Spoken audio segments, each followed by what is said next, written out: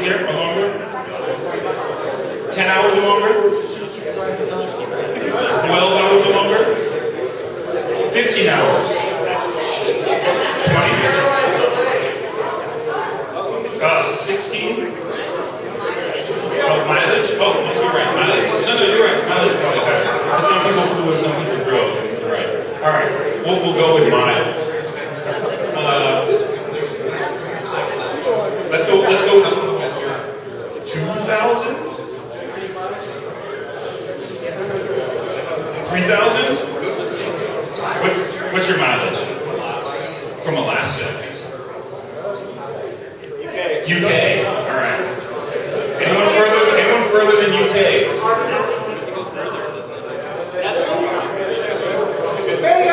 Australia? All right. Yeah, UK.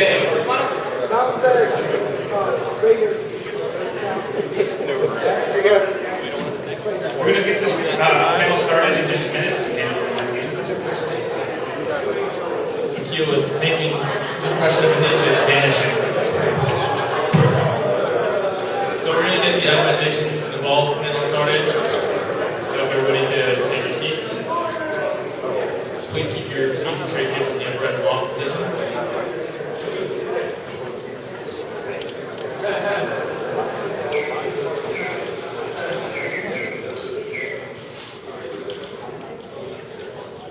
Welcome to the Itemization Evolves panel. Again, you know who we are, but I'll just introduce this again just to make sure. I'm Michael Xelgad Ganz, and with me I've got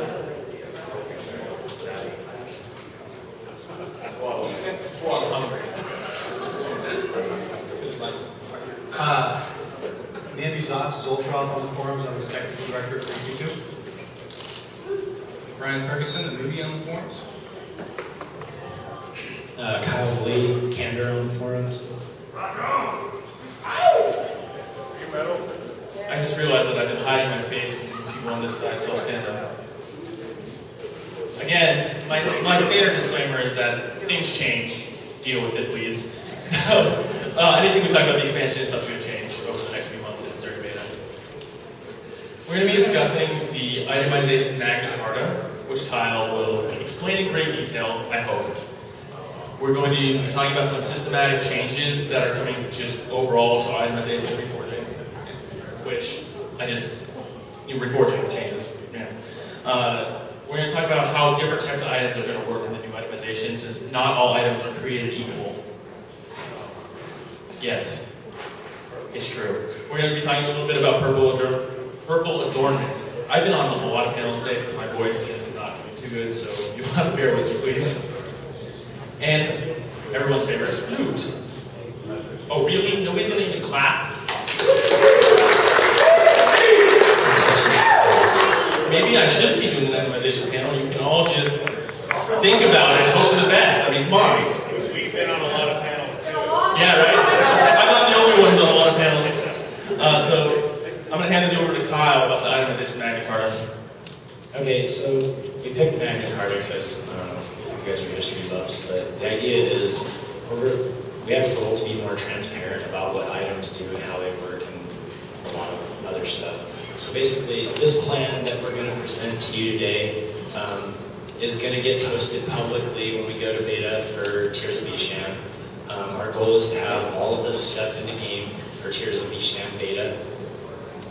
And the goal is to let you guys get your hands on it and give feedback and really do focused testing on the itemization. And then when we've all decided that we agree on how itemization is going to work and the direction it's going to go, this stuff is all going to be posted publicly on our forums, so there won't be any questions. So basically, I mean, you hear it a lot, it's a transparency thing, but we really do want to get it out so you understand what it is that you're essentially going after. All right, so starting with the systematic changes. We're not going to be using spell reuse anymore because it's stupid. We're using ability reuse instead.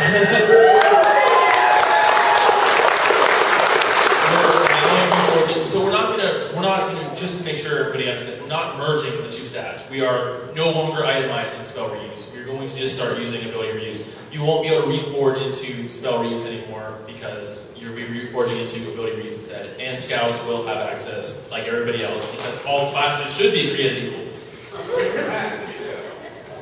And Brian busted out laughing. The next major system change is spell weapon stats will be removed, except we will be adding one new one, which is spell weapon damage bonus to differentiate between spell weapons and regular weapon stats. So they'll be using regular DPS, regular AA auto attack, regular haste attack speed. Because of the influx of these stats, we are going to be reducing their damage. So we don't have a balance concern where, oh god, suddenly warlocks are now doing 700,000 more DPS with auto attack. It's obviously I'm just winging a number, but you get my point. Also, because right now, if you look at it, an enchanter will have a relatively big percentage of their DPS will come from their auto attack, whereas a sorcerer will be like, okay, whatever. We're going to be adjusting sorcerers and summoners so you actually do have a noticeable percentage of your damage. We don't want it to look like a Pac-Man on your acting though, but you will notice your auto attack being a part of your damage. Pac-Man is bad in our game. Ability casting speeds over cap curve to double cap is quite honestly not good, and I'm fixing it. We're going to be changing it. It's going to be more like a tax for you, so you'll actually get a noticeable amount if you do get over the cap. So it'll look more like 480, so I think it's like more like 6% for 200 or something like that. It's better. It's not, yeah, it's better. I don't have any words besides that. So about reforging. We are changing the reforging rules. We're tweaking them. So we want you to optimize the hard and soft cap stats that you have, like multi-attack and reuse and casting speed. Those are the stats that we're looking for you to mess with your reforging. So, oh, I have too much casting speed, let me reforge that into ability mod. Oh, I have too much ability mod, let me reforge that to reuse speed. Obviously, as I said earlier, ability reuse is replacing spell reuse. You can now reforge in and out of recovery speed. Right now you can only forge into it. It doesn't matter because there are no items with it. There will be items with it. Health and power will no longer be an option for reforging. And I will explain that in a second. Spell weapon damage bonus will allow reforging out only. You cannot reforge into it. And you have questions, I'm sure. Here's some answers. So the reason why we're giving you, and I have this up there so you can take pictures if you want, so I don't get misquoted because I talk too fast. So we're adding new spell weapon stat because spell weapons have inherent advantages over melee weapons, such as you don't have to time your auto attack. You can use them from 35 meters away. Therefore, you don't get stomped by an AE that's point blank. So we want you to weigh the advantages of using a spell weapon for its range and not having to time it versus getting a little bit more damage with your melee attacks. I'm sure raiders will go, oh well, it's time for me to go get my melee skills going, but that's up to you and you can adjust. And sometimes you don't want to be in melee range because you don't want to die. It doesn't matter. If you notice, we do have, again, this is up there for, you can take pictures. We do have slightly fewer reforging options by 2 health and power. Obviously, if you can completely customize your items, there'd be no point in having different options, right? Because you can just say, oh, I'm going to reforge this extra, or all of my haste into auto attack, or all my haste into health, and that means why should I go get some max health gear? Increase my health. So we want you, there's obviously been a bunch of limits on reforging, so we're trying to make this so it's more viable to have multiple sets of armor rather than railroad tracks, which is what we're trying to avoid. We don't want to put you on railroad tracks towards critical bonus and potency up and onward forever. That is what we're trying to avoid. So let me talk about the differences in between some of the items, and I'm going to start with the left versus right. Your armor versus your jewelry. Armor upgrades and jewelry are different. The armor is going to have like some pretty simple stats with different types of allocation, right? So you'll be able to find armor that greatly improves your maximum health if you're a tank, or maybe it'll greatly improve your avoidance or your defensive stats. they're not just going to be like, you have everything, and let's read it like a novel. Armor will have big increases from the gear, so you'll notice your stats are going up. Each piece will have you'll notice when you're upgrading that piece of armor. It won't just be, oh, I'm adding 0.2 crit bonus, or 0.2 potency, or 5 attack speed, or something like that. We want them to be noticeable. Jewelry is going to be focused on very special effects with passive and procs. So your proc slots are your jewelry. So, and they're going to be, I'm going to be explaining a lot more about this as we go through the panel, and you'll be able to ask questions later. But we really want jewelry to focus on cool effects. Jewelry will have minor stat increases, and the progression for jewelry will be based on their effects pretty much entirely.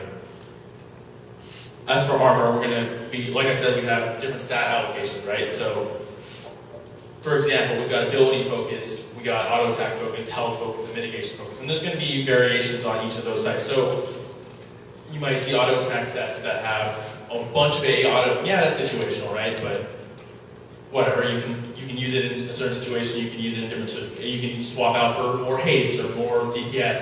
But we're really looking at choice with your armor. We don't want you just to be like, okay, this one's got slightly higher crit bonus, let's go. This one's got slightly.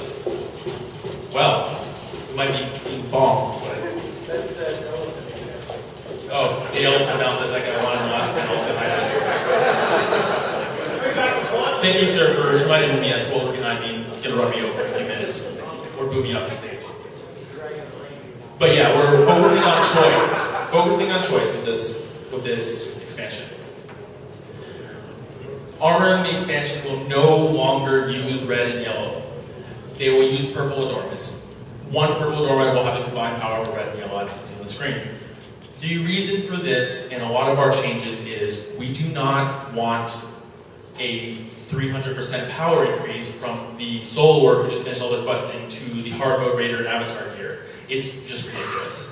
So we're trying to move the baseline up a little bit, right? So you can get somebody who's in easy mode raid gear, not go, God, we have to gear this guy up before we can even see if he can even play. So we want you to be closer together in power. Now the raider's power isn't going to come down because that would really just suck. So we're raising everybody else who's not the top, we're bringing up the bottom. Most armor pieces will also be limited to 1 or 2 reforgeable stats, because if you look at a priest item, you're reading a novel. It sucks. And then you have to compare it and go, oh, this one is in fact slightly better. After I've already looted it, when my raid leader is screaming at me, make a bid or not. Stop comparing it right now. So we want it to be more understandable for players, for you guys, so you go, oh, look, that's an upgrade. I want that stat. Oh, I don't want that stat. Someone else can have it. We'll give it to the app. So we're making the armor restrictions to be solely based on armor, or the armor type. Basically, we don't want to have shamans wearing this piece, scouts wearing this piece. Oh, bards want this piece, and they wish they were on the shaman piece because they want the casting speed. So you can pick whatever armor you want. If it's chain, you can wear it as a scout or a shaman, period. If it's plate, clerics, warriors, crusaders, obviously channelers on leather, and they'll have all the stats that you need. You might not want that set because maybe the Fury in your raid doesn't really want more block chance. You don't have to take that piece of armor. But you can wear it if you want. I wouldn't suggest it though. So purple war runes. Like I said, we're replacing red and yellows entirely. So weapons, cloaks, and belts will have access to the purple war rune. You'll notice that we don't have charms on that. We're moving the war rune slots from charms to your primary and secondary weapons, which in one case lets you switch them in combat. If you want, you have a limited amount, you can swap them. Second, we have something special for charms, and you'll see that in a couple seconds. However, war runes are seeing a makeover. They're going to be mostly passives. So if this proc is like Blinding Gleam, I'm procking immunity to the fear constantly. Well, it's just easier if it's just on you all the time. So it's less lag, everyone's happier, and you don't have to worry, did I proc it? So we're looking at things like that. War rooms that can't be made into passive effects that would have to have something cast, like split-second redemption or split-second salvation, or whatever we're calling it now, because there's lots of names for it, will be a proc, because making it apply randomly on your weapon is, yeah, I'm not into it. I'm not into it, so we're not going to do it. But yeah, it's to make it so that your war rooms are easier to understand, more fun hopefully, and cause less latency, because that's a big thing that we're trying to avoid. So weapons will have multiple delays. We're not interested in saying all paladins have to use 6-second delay one-handed weapons. We want you to pick, because there are advantages to having a 4-second weapon, such as if you can use it, if you use a 2-second weapon, your victorious concerto damage will go up as long as you can time it properly. So it's a risk versus reward. If you want a faster weapon, if you can use it, you have that option. So here's our baseline right now. So one-handed weapons are 4 and 6, two-handed are 6 and 8, range are 7 and 9. Wands, as you can see, are going to 8 seconds. This will let us increase their damage so they hit harder without making them proc a million things constantly. Some weapons, excluding wands, will break that mold. So you will be able to find a two-handed weapon that hits at 2.5 seconds or 2 seconds probably, or a one-handed weapon that does that if you want it. These will be rare, but you will be able to find them if you go out and look. As for accessories, the charm, wrist, ring, and neck near slots will have less blue stats than other slots because we are focusing them on effects. Crit chance on charms and necklaces will be static. You will start at the rated value of crit chance on those slots because we wish for you to be able to use any charm or necklace in any content. And let me explain why. As I said in the last panel, cloaks and belts will have wardrobe slots. The last slide. So charms will have powerful quickie abilities. You must have them equipped, and you must have them. They must remain equipped for you to maintain that effect. I have new technology. We have the technology to prevent you from exploiting ill will, Mayor God. I'm teasing, this is cheating. We have the technology. These quickies will be based on the playstyle from which they are obtained from. So a soloer might be able to get a charm that's just for a long duration, that's around you. That's not very useful in a raid. But when you're by yourself and you're a ranger who's been enough more than you can shoot, that might save you. So we're looking for things like that. And then there will obviously be charms that are tailored towards raiders, or charms that are tailored towards swords. However, there may be situations where you would want, I don't know why, but that mez, which is a bad example, in a raid, you might want it. I don't know. So you will have the ability to use that because they will have crit chance of raid quality. So you'll be able to pick which cookies are for you. They will also be tied to, the reuse will be tied to the slot as well. So if you use a charm from slot 1, if you swap in a new charm, it will be on cooldown for the duration of that first one. So you don't get to just cycle through a million charms because that would be really annoying. If you swap it to slot 2. If you swap to slot 2, you can then use it. But the one you used will still be on cooldown itself. So you can't reuse that same charm. Necklaces are going to be generally passive effects that are either archetypical or class specific. Again, raid level crit chance, and again, they will be tailored towards the playstyle from which you obtained it. My voice is going. This is sad. For example, you might be able to get an effect in a raid, and this is, I'm winging it, a recklessness increaser that will lower the damage penalty that you take when you're in recklessness, or something like that. And in solo, you might find something that makes it so you have a really powerful damage shield. Well, that's not really that useful for a scout, unless they're solo. So that might be some of the effects that you will see on necklaces. Earrings, rings, and wrists. Like I've been saying the entire time, I'm repeating myself. They're weighted heavily towards the use of procs and effects instead of standard blue stats. The green stats, which players and us as designers have been using them to say, well, this is the quality of the item. We're keeping with that. So the green stats will scale so you know the quality of the item. You're like, oh, that's a 195, that's a 215. The green stats will scale with the quality. they will have a prompt progression instead of a normal boost stat progression. Keep in mind that they will have crit bonus and bonuses. We're not taking that away. They will have a couple other stats, but they will not grow. So that's one of the ways we're bringing the power up from the Solar, who has 98 crit bonus, and the Raider, who has 460. Procs will have a naming scheme because they need to be clear and we need to be able to explain to you, and you need to be able to see easily what stacks with what. So if it has the same name, it's probably not going to stack.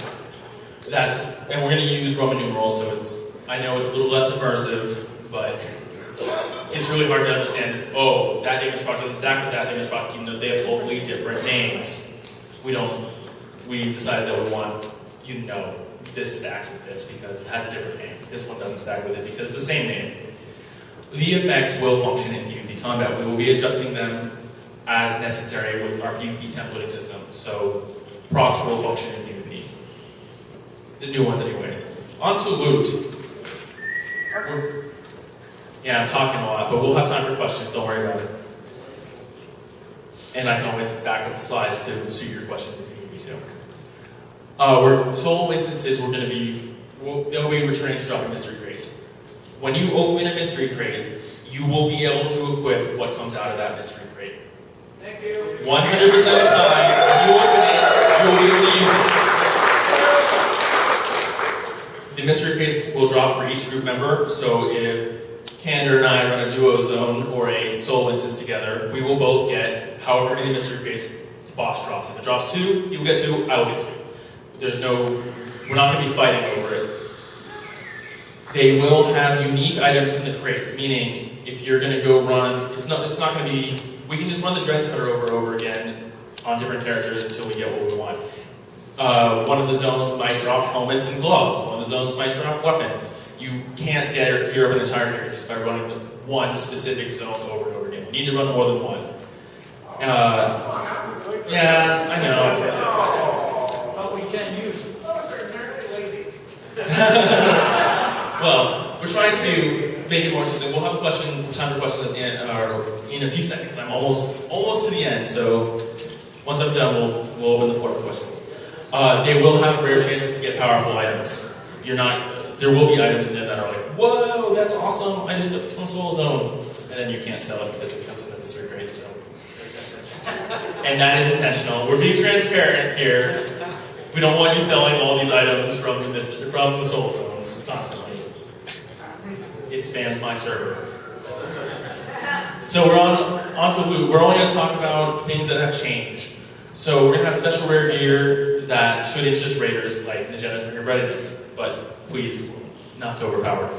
We're going to give you items that you go in there as a raider and you're like, I want that item. It will be very useful for this fight, or it will be useful all the time, but we want you to be interested in the loot in these zones.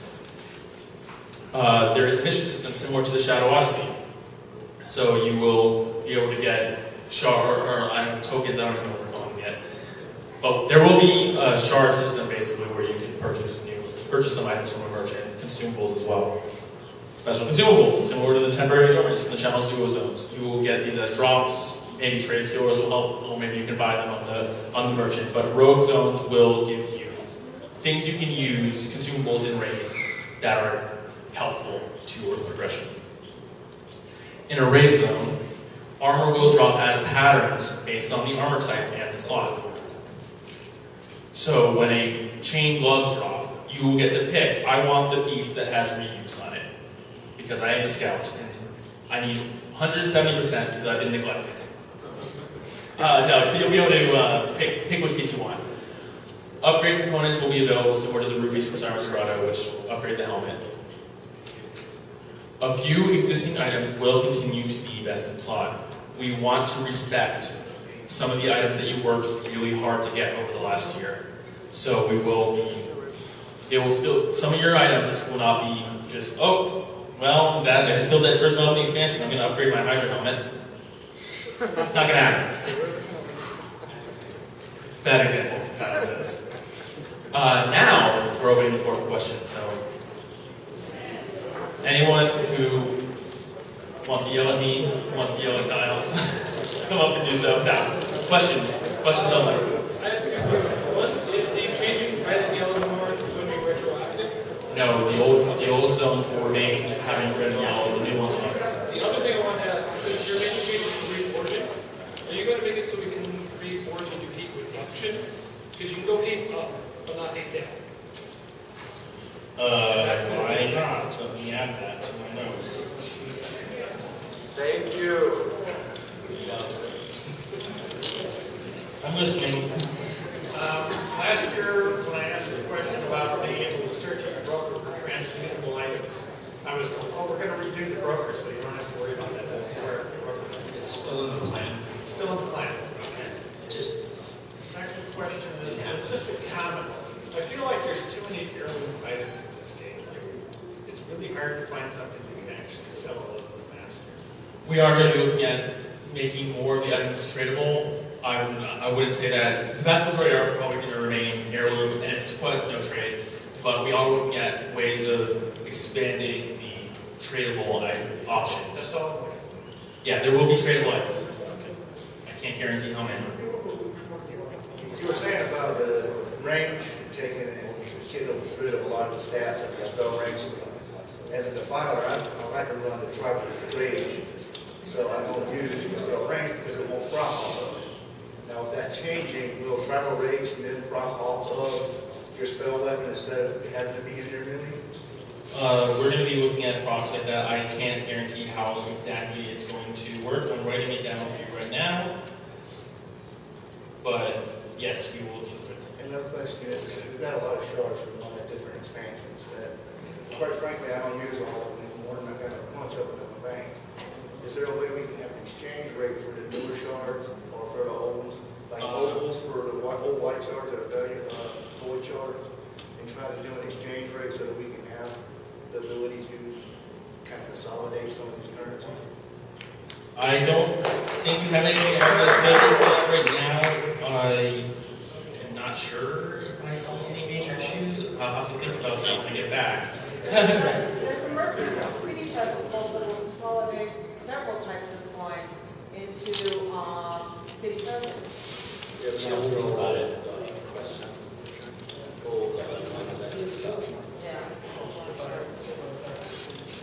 Okay, I have a question.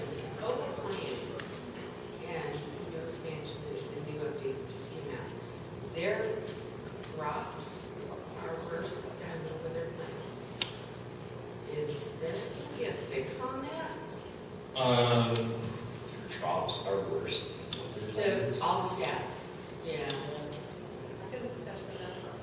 It's tough to get.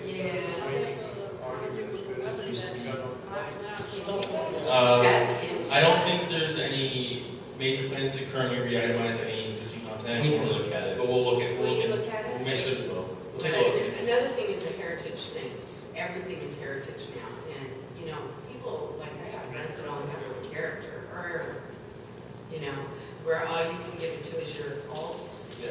Or, but it's Just like I said a little earlier, we're not going to be taking away. The heirloom tag is here to stay. We are looking at making more items tradable, but I can't guarantee how many at this time. okay. But there will be tradable There items. will be more tradable stuff. Oops. This has to do with also the previous one in this. I may have missed it. Do we have a beta test date yet? September 15th. Okay, thank you. And the expansion is launching October 15th, in case no one caught that.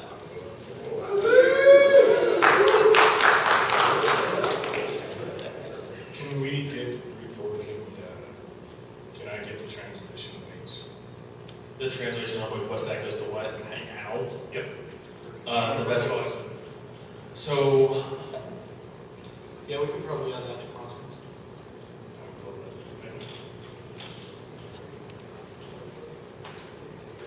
Green adornments for scouts, could you possibly move away from using experience for leveling those? Because it is annoying for So- anyone who's maxed out. I forgot to mention that with the expansion, we are adding some new green adornments. I will look into many different ways of how they can level up.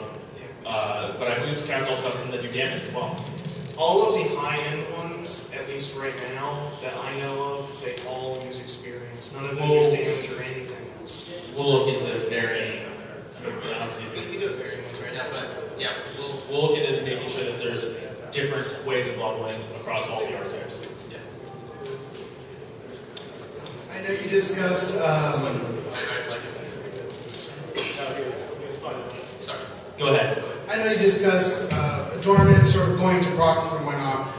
Is there any look into combining N-type, stun, stifle, blah, blah, aka Inquisitor, solo healers to other solo healer types into, for example, like Pirate Kings, solo weapons, and so forth? Is there any look at, for healer standpoint of view, that coming out more often in gear, or is it just going to be high-end? So procs will be tailored, like I said, tailored towards the quest hours they come from. We are hesitant, so we don't. Immunities are a tricky subject, and they make me sad sometimes, and make readers that are sad. So we try to be sparing when we give those out, and especially going forward, we're going to try to give you enough, but not give you so much that you are always forever immune to everything. Because currently, right now, we literally have to take all of our adornments up as a theory, so we're immune to everything. Are we looking at other ways of doing that so we can get other adornments, or? Right now, the war runes and prophecy now will evolve with the expansion, obviously, into what we were talking about with the passives. The procs, I'm very hesitant to give out all immunity procs, and you may see some, but I wouldn't. Some Inquisitors. Well, that's one of the advantages of the Inquisitor, right? So. I just can't back up to quickly ask, do things like Guardian Souls, Reanimating, Clockwork, and Ready to Work, those stacks the same different names? Or is it, since they're technically the same technical effect? I would have to look at so I don't have a dev machine. I don't think they do, as Brian says, but to be certain I would have to look. But that is why we are going into a static naming scheme, because I can't tell you if they stack or not. So, spell weapon stats, with them merging with melee weapon stats, is that going to be affected this thing as well? Yes, so the items that are currently in game that have the spellable stats have them replaced, or if they already have a melee stat, we'll take whichever one's higher. I believe, I'm not certain, but yes, it is retroactive. And so, if I reforge, I'm Chandler, so I reforge heavily into a multi-attack, I'll develop multi-attack. Your items will unreforge, I believe is how we're going to have to handle that, and you'll have to reforge them. Reforge them. That sounds ridiculous. I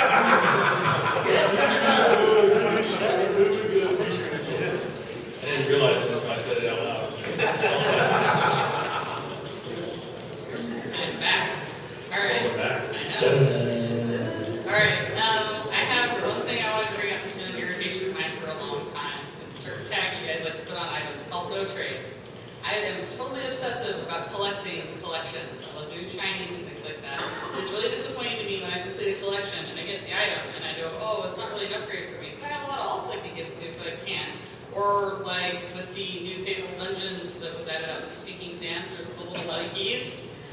I get those keys, I open it up, and I'm like, oh my god, I got a key, and it's silver. And I'm like, and then I was an idiot when, opened the chest, and I'm like, oh, these are all untraded. Yeah, it's huge.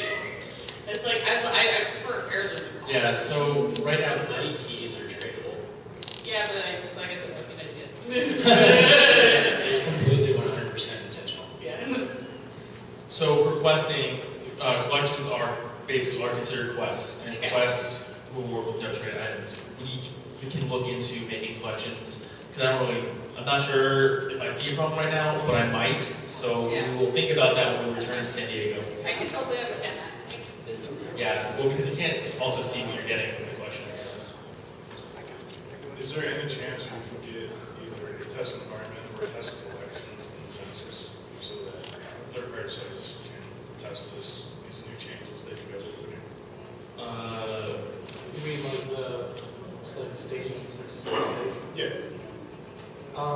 We'll have to talk to the platform guys about that. They own those servers, and they only have the internal stage machine and the external one set up right now. I'm fine with even just different collections and sort of Yeah, I'm worried about taxing the data on that server too much. And we're not even talking actual data to the news and stuff that's obviously going to be on the scope of that. The feedback from the afterwards depends on what you need. A lot of times, I know when we approve the development, we'll talk about what we're doing and we'll just send over an email to the sample X amount, anyone can request that stuff. So, Okay. In the reforging, I noticed I can reforge mitigation out, but I can't add in. That is intentional and will change the expansion. Big attack effort mitigation. So you'll have armor sets that are specifically geared towards mitigation and avoidance. So they will have big chunks of armor mitigation increase. We don't really intend for you to be able to reforge into, actually, we have no intention to allow you to reforge into armor mitigation, uncanny avoidance stats, or anything like that. You'll be able to find gear that has those stats, but we won't let you reforge into them because we don't want you ending up in a situation where, oh god, this tank is now unkillable. Oh, blade one is unkillable. Oh, Kyle can find ways I would to like do to that. change that to the other side. Challenge accepted. Carlos says he can kill anybody, so.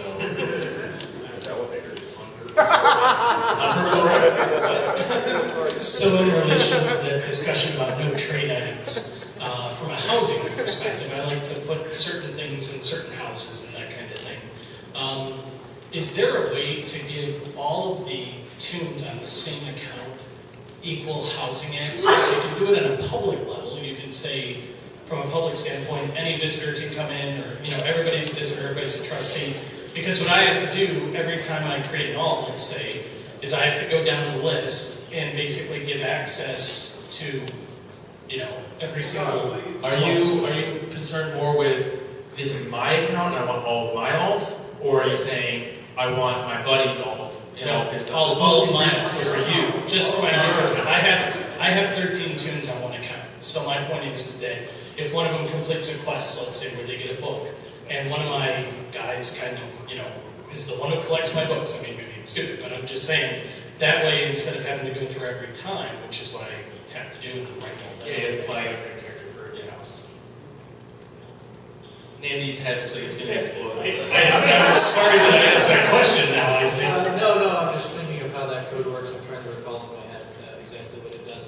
The problem is that when you're playing, the server doesn't really have a notion of your alts without doing a DB query against it. So it's back to the database again. It's probably an okay query to do. Just if everyone starts setting it, Yeah. Okay. Yeah. All right, just wondering. Yeah, there might be a different way to approach the problem. Yeah, that's something I can look at. In the last panel, someone brought up the crafters, and I know you said you have crafters on that. But you also touched on the fact that in this panel you talked a little about crafters being able to craft things that would be more useful to people in the groups. Can you talk a little bit about that? So what we're looking at is we want, especially for crafters, we want them to have chewable stuff that they give out, right? So the more things that are making consumables, you can sell that to the same guy over and over again, right? So it's more effective, so to speak. We do intend to have raid drop recipes, group drop recipes that use components from groups and raids. And perhaps there'll be like Emerald Halls where you have a limited number, or perhaps they won't. But we do intend to roll in crafting into other aspects of gameplay. Like right now, crafters can make arguably one of the best rings in the game with some materials that you get from dueling. And we want to continue that type of trend where crafters can make really powerful items. So they're going to be able to craft things from different aspects of gameplay. And not all of those recipes are going to be drops. Some of them will be trade skill apprentices, some of them will be drops, and some of them will be purchased with faction. We don't know. But we're going to spread out how you get your recipes with this expansion. And some of them might be you only can make 5 of these, and you got to get another recipe. We feel that adds some to the gameplay and adds some to the worth of the recipe that just dropped if you only can make 8 items, right? Because now you go, okay, which 8 people in my raid or which 8 of my friends, or it increases the rarity of the items that you're making, so when you do get that, you can sell for more maybe, so we're trying to make things chewy. We want things to be repeatable, and we want you to be able to sell them to the same person over and over again as well with consumables. Are you guys changing on the PvP gear again? There will be entirely new sets of PvP gear in the new system. Are they going to be on godly amounts again? No, I don't know if you were at the systems panel, but we are big on entry-level reward pacing being reasonable, especially for entry-level gear, right? We don't want you to have to work for 15 days to get one piece of gear in the expansion. We want, like, your first entry-level gear, you should be, maybe 3 or 4 matches, and you can buy a piece. 3 or 4 matches, you can buy another piece. And as you upgrade, it will take a little bit longer, but we don't want it to be outrageous. Does that answer your question? Okay. You sort of answered this, but to me it seems like most of the trade skill stuff on the cover pretty much irrelevant. Even if it makes visionary or frying everything, it's still pieces of crap. So Brian might take it. No, I think he's okay. So what we're trying to do with the raid drop recipes is make weapons and armor that isn't, in your words, pieces of crap, right? We want them to be good. We want trade scores to be able to make meaningful items. Some of them will be no experiment. If the item's no trade, we make it no experiment because we don't want to force people who don't want to level up a crafter and then spec for experimentation to have to experiment on that. There will be tradable items as well that trade scores can make that will be really powerful, and some of them, like when those visionary items, or some of those visionary items, trade school apprentice ones, first came out, they were best in slot, right? So when we make new trade school items, they will be of a tier, of power with the raid items and stuff like that, depending on where it comes from, right? And how hard it is to get rate of entry and all that back end stuff that we decide how powerful that is. But there will be, to answer shortly, there will be items that you craft that are powerful and meaningful, and you will be able to sell them on the broker, and they will be awesome. Be able to make them if you're not a reader. You might need to beg those guys over there to give you the recipe, but it depends. Maybe if you buy them drinks, they'll give it to you. Actually, there will be, it depends on where the recipe comes from, right? So, for example, there's an item that you get to get these trade skill credits, okay?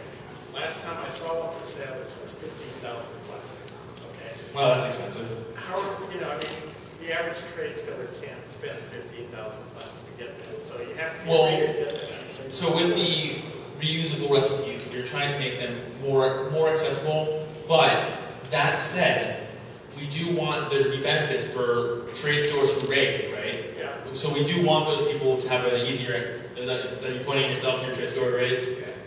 All right. The one. Oh, 2. Oh, I was wrong. I was hella wrong. So, in terms of like heritage armor and things like that you guys have done before, is that something that you guys are going to continue to do, or is that going to be something that is going to become player studio based? You mean the like gnomish armor on the marketplace? Yeah, I mean more of the appearance stuff. It's technically, I know it's not like. I mean, we're always open to giving you more stuff on the marketplace, and also more stuff in the world as well. So maybe Where's Aaron? He's asking like Dark Elf Heritage armor.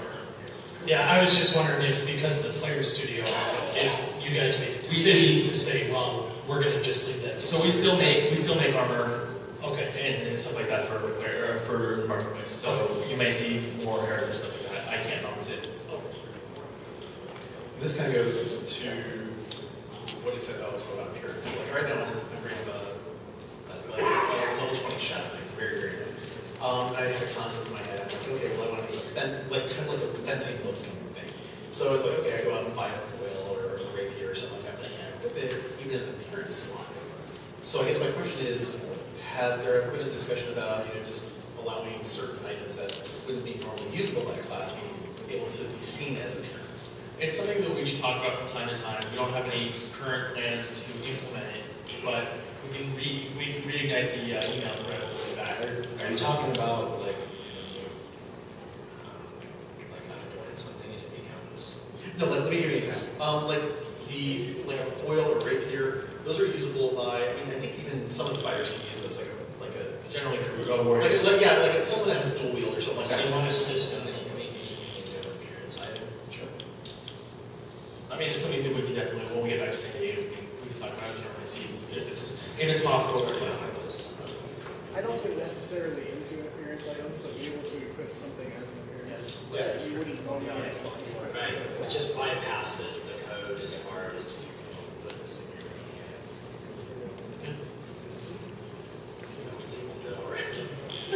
When we get back, we'll talk about it and see how viable it is. But it's definitely something to look into. And so we do want you to look how you want it.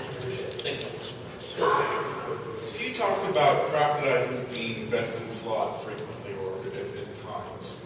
And I referenced myself back to a time of Dark Age of Camelot, where crafted items really always were best in slot. Have you considered the possibility of the concept that they had where durability was a decrease and the items were actually expirable, where crafting could be something that produced really awesome items, but they died, So and they cost lots of resources? We tried something like this with glass items and got booed off the stage, so to speak. So we're not going to really be That's fair. We're not going to be doing like glass items like that. I don't even think we're planning on doing it ever. So okay. Yeah, things that break go away. I have a question that I actually asked last year, and I hoped it would have happened, but it didn't. Guild cloaks, they really suck. Can't we just get some new additions and choices and colors and variations? Because cloaks have come a long way, and guild cloaks have not. What did we say last year? You said that you were going to, last year you said that it was going to be part of the new wing, which is now, Player Studio. But if no one in your guild knows how to do that program, you can't make it, trust me, I tried. And so, and not only that, you want to customize the guild cloak so your guild looks unique. If everybody's wearing it because they bought it with station cash, it's not unique. Yeah, the guild cloak system is, yes, yeah, big time. You don't even have the color black. You have the muddy gray. yeah, it's something we can look into. I don't know how expandable it is in its current state. If it's just a matter of adding more data, that's one thing. If we need to rewrite the system to be able to add more data, then that's going to be a longer term project. But that's something we can look into. And just speaking for my guild, I would be happy, once I had a guild cloak that looked good, I wouldn't mind paying money to get to keep it just for my guild. So, that's something to think about, because money does drive everything.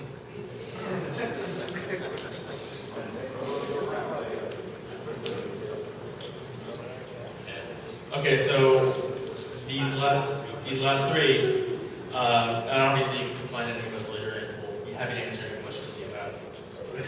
This is more along the lines of back to appearance gear again. Is there any way possible for them to add a shoulder option to some of the, for instance, the heritage armor or some of the armor that only goes up to here? Something that covers this part? Just an option. To where someone can choose either or, whichever. So if we look at the list, the tube top. Yeah, because there's some that look fine or wouldn't if it continued. So we're always, our team is pretty amazing. They're always making. They're awesome. They're always making new types of armor. We'll talk to them when we get back, and we'll see if there's things we can do about that. It might just one day sometimes the system doesn't allow things like that without recoding things, and we might not be able to do it. But we'll talk to our team too. We're getting more customization projects. I have a 50-slot bag filled with these items that change my appearance. Some of them I understand why you couldn't do this, but like the Eldon stuff, Element stuff from Quest, all it is an appearance item. Can I right-click and describe it instead and put it in my spellbook? I've got 99 to 100,000 pages I can put. That spellbook is underutilized with these items, and it would save so much space. So we've been discussing doing something where, so we haven't discussed it. I don't know how feasible it is, but we're talking about doing a system where basically you can throw an item into an appearance area and it deletes the item and stores the appearance so you can access it. So it would actually be like collecting appearances, and we can even do achievements and rewards. Similar to DCG sets. Yeah. Yeah, I actually remember having a discussion about that. I think the only problem that we ended up kind of getting stuck on, which is why, because this is like a year or two ago, the problem that we got stuck on that we ended up not implementing it because of is because some of those, you can get two different items that both make you look like a dark elf. One gives a damage shield and one gives you nothing, right? So we can consolidate all those appearances, but there's also these stats associated with them. Maybe now that we get the mount window, maybe we can do something similar. So just remove it out of your bags and you throw it into somewhere on the character panel. It's a little bit easier to manage alphabetically or something. Maybe something like that will be more feasible. And our last question for this panel. I had a question about the player studio for making the items. As far as I know, it's only continental USA that you can do it. You can't do it if you're in Canada. Yeah, it is. I'm like 5 minutes away from the States. It's kind of a hard. Yeah, we've inquired, and it's currently not something that's going to So Canada, Mexico can't get in, right? Or is it you're worried about China? It's not anything we're worried about. It's like legal and contracts and government taxes and W-2s. Let me go. I'd like to thank you all for attending the itemization of balls panel.